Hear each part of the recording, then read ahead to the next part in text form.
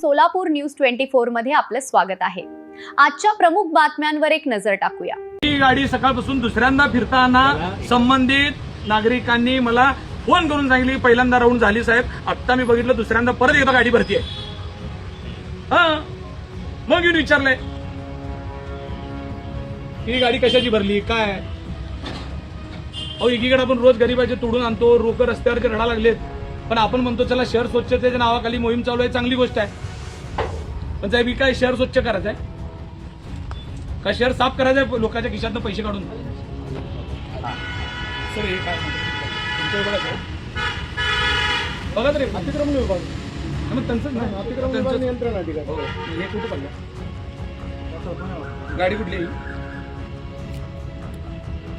बाहेरची गाडी दिसते की हो? एफआयआर करायचं करा साहेब, करून टाका एफआयआर। बघा त्याच्यामध्ये काय नाही, तुम्हाला काय करायचं करा, नियमाप्रमाणे काय करायचं करा। मॅडम आहेत खाते तुम्ही गाडी धरली ना, माल चोरी चाललाय म्हणता ना तुम्ही काय करायचं करा। असं नाही, लोकप्रतिनिधी तुम्ही आहे।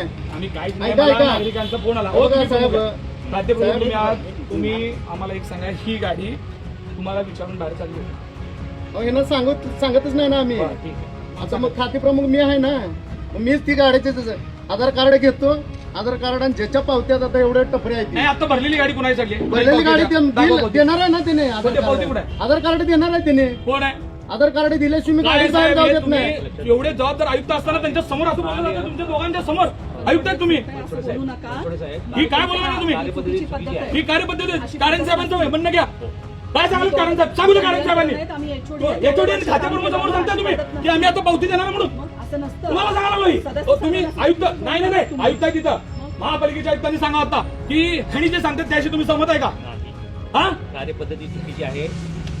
जे नियंत्रण अधिकारी आहेत विभागाचे त्यांनी जी कार्यपद्धती अवलंबला पाहिजे त्या पद्धतीचं इथं चित्र दिसत नाहीये। त्यांनी त्याचा व्यवस्थित खुलासा घ्या आणि कार्यक्रमासंदर्भात जी काही कायदेशीर कार्यवाही आहे ती करण्यात येईल।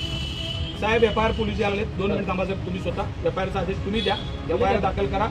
सगळ्या विभागाच्या सगळ्या लोकांवर एफआयआर झाला पाहिजे। एफआयआर मध्ये काहीही नाही, जे इथं होते तुमच्याकडे अजून माझ्याकडे कॅमेरे आहेत, इथले कॅमेरे तुम्ही तपासायचे, पोलीस तपासतील, तुम्ही नाही हात लावाच त्याला, तिथं पोलीस त्याला त्या कॅमेऱ्याला हात लावतील, तुम्ही नाही, पहिला फक्त एफआयआर तुम्ही द्यायचं।